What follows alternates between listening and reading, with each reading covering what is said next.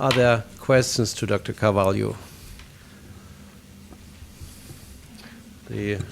Our collaborators through the microphones are here, so please feel free to ask.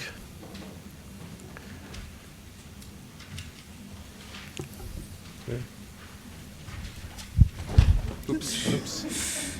What was this? Do you need a doctor? Is there a doctor in the house? Hopefully not.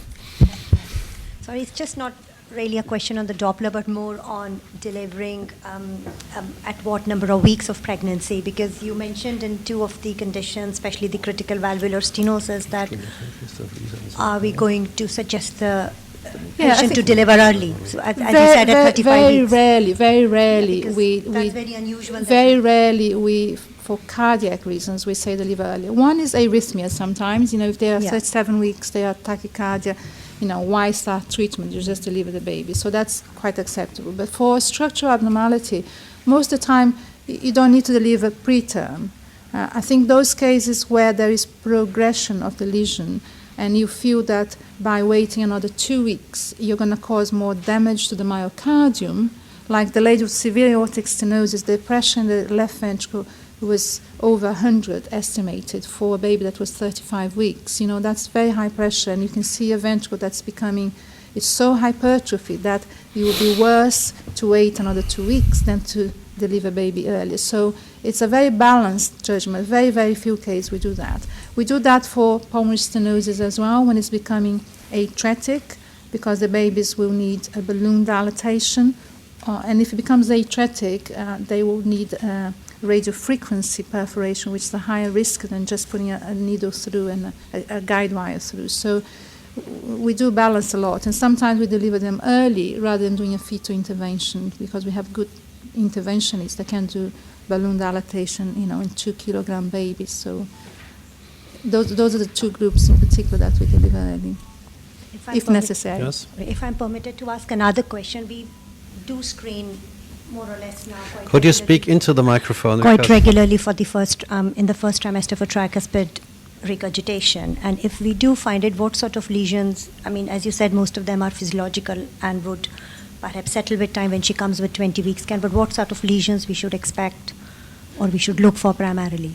Well, I think if you have a pathological tricuspid regurgitation, it's either a problem with the tricuspid valve itself, like an Epstein or dysplastic valve. And a dysplastic tricuspid valve may still be Down syndrome, because chromosomal abnormalities do have dysplasia of the valves. So, but it may be a primary problem with a normal karyotype, and that can be progressive. I think if you have significant tricuspid regurgitation the first time, I think if you're doing it a lot, do you do it pulse wave or do you do color? Both, yeah. Because I think if you're just doing pulse wave, you might miss information like the feeling of the ventricle and how much jet of regurgitation you're getting there. So either is a problem, intrinsic problem with the tricuspid valve, or is a problem downstream from that, which is in the pulmonary valve or the arterial duct. Yeah. And if you put your color in the pulmonary or your pulse wave in the pulmonary, and then you can see if there is ALIS, if the velocity is increased then. And have a look at the right ventricle, because the right ventricle will reflect a problem in the pulmonary valve. And of course, I think the other reason there is physiological, because what is beyond the pulmonary valve is the placenta. Yeah, it's the duct and the placenta. So, the placenta might not have developed to the degree you want, and therefore you get a lot of tricuspid regurgitation early on. Yeah. Well, you had sorry, one question. You showed a case with a critical aortic stenosis at, I think, 23 weeks of gestation, with a dilated left ventricle and fibroelastosis. Wouldn't that be ideal case for an intrauterine balloon intervention? Arguable. It's people who want to do intervention, we have done in aortic valves. You could say you could try, but I don't think there is any evidence yet that for those cases you can open the valve, you can carry on to the baby with a big left ventricle, but I think there's no evidence to show that left ventricle is going to improve during the pregnancy to a degree that you can guarantee that you're going to do a biventricular repair. And the risk of the fetal intervention is still relatively high. We did discuss with the family those options, but not very enthusiastically. The only one in our group that had an aortic valvuloplasty who survived is now probably about 5 or 6, not from my group, but within the Brompton.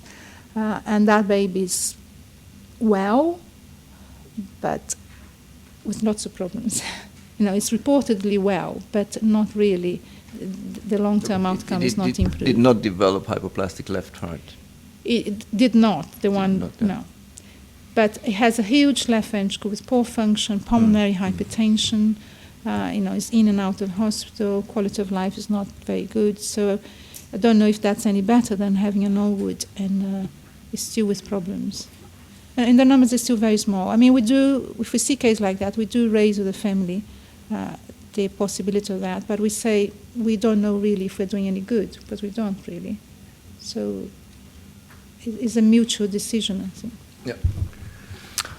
Okay. Well, thank you very much again. And